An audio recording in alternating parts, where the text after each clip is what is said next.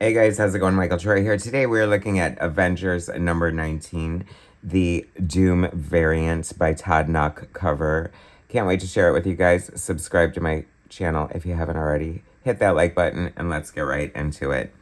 Okay, so I picked up Avengers because Storm has joined the team from the X-Men, and she is my favorite Marvel character ever. So I thought I had a grand obligation to pick it up to see what was going on with Storm and the Avengers. I do like this cover by Todd Knock. It's a lot of fun. So I guess Doctor Doom is running through the Marvel Universe and variants, and these variants are just out of control. They are like way too rampant. Every single comic has like 3 or 4 variants. Like, it seems like a good idea now. Supposedly, it's helping the industry. In the long run, like it did during the speculator boom, it kind of hurt the industry, and it hurts the genre in that, like in the future, when you Google Avengers 19, I feel the original run should be the only one that pops up. And now you're going to get like 75 different versions because it's been restarted so many times with so many different variants. Anyway, end of rant. Let's get into it. Writer Jed MacKay, who is also writing my favorite X-Men book right now. Artist Farid Karami. Color artist Federico Blee. And letterer VC's Corey Petit. All right, so I think Valerio Shiti is the regular artist, and Farid Karimi is the fill-in artist here, and I'm kind of loving it. Very heroic looking characters, very like robust anatomy. These look like they could be like, they're like really meaty, beefy heroes, and I'm here for it. We open with Captain America, and he'll always be Falcon to me in a way, even Black Panther kind of references that right now. So he's going off into the Tesseract to do some sort of investigation, and it's low-key to avoid his ex-wife, Storm, who has just joined the team, which Carol and Storm are talking about right now. The relationship between... I kind of forgot about how great the relationship between Carol and Storm was, especially under the pen of Chris Claremont. So it will be very nice and fun and cool to see that relationship explored and developed as deeply as I hope it will be here. This looks very much like, I don't know, like the cinematic Avengers to me. I guess I haven't really read Avengers regularly in a long time. So Doom, I guess Doom is now the Sorcerer Supreme. Is that what's happening? I don't know. There's some sort of Doom storyline happening, which makes me nervous because I feel like they're only doing that just because of the big reveal at Comic-Con, and they're trying to like hype up Doctor Doom. But like, let's not get ahead of ourselves. That movie isn't coming out until forever. But who am I? What do I know? See what I mean by the heroic poses and the great like stance, and they just look like very imposing and heroic, and I kind of love it.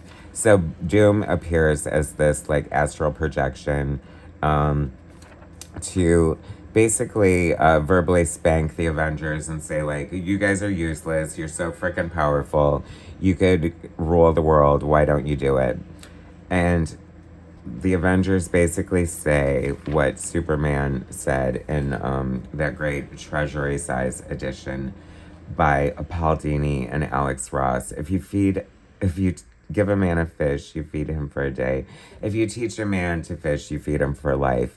Like, what kind of obligation do they have to solve the world's problems just because they have these godlike powers? Well, I don't know. I mean, they could make it a hell of a lot better, don't you think? I mean, if these people really existed, I would hope that they would just, I mean, it's kind of, because you can't, I mean, that's kind of the fallacy of comic books, right? They have the power to solve the world, or they have the power, but should they? And actually, I think yes, Storm. And actually, this kind of made me feel good about Jed MacKay writing Storm, because I'm kind of neither here nor there on the X-Men. I love the book, I love the direction, but some of the characters feel kind of off to me. And then Storm says right here, and this is such a great moment for her.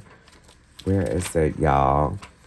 I know it's in here somewhere. I just read it like not too long ago.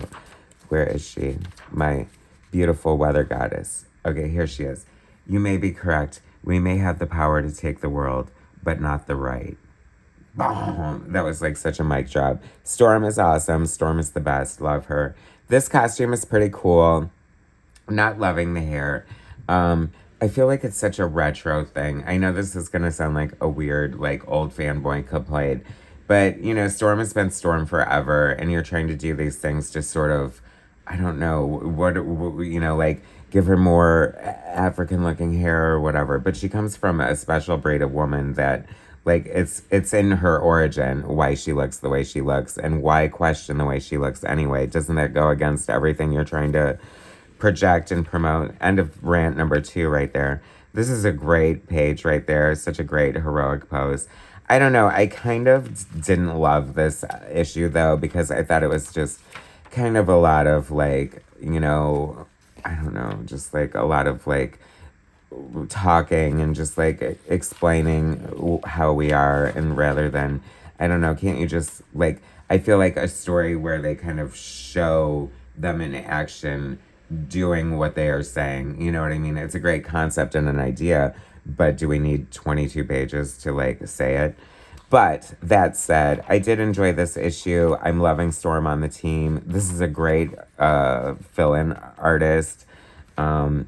I am definitely sticking around to see what happens for a while. So are you guys loving the Avengers direction? How do you feel about Storm on the team? I think it's pretty cool now that I've digested it.